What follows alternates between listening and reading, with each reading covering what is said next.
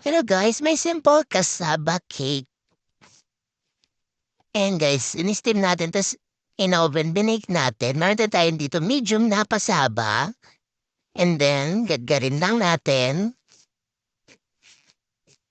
After natin magadgad, tanggalin natin yung excess water nung kasaba. Yan, after that, maglagay na tayo ng sugar and ng coconut milk.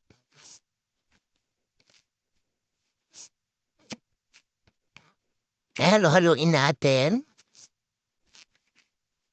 Yan sa riyanera, nagpatunaw tayo ng sugar. And pag natumigas na siya, ilagay na natin ang ating cassava mixture. And then, steam na natin siya. So, may natira pa kaya ito yung ibibake natin. Nung nabake natin, naglagay tayo ng water dun sa tray. Then, mag-prepare tayo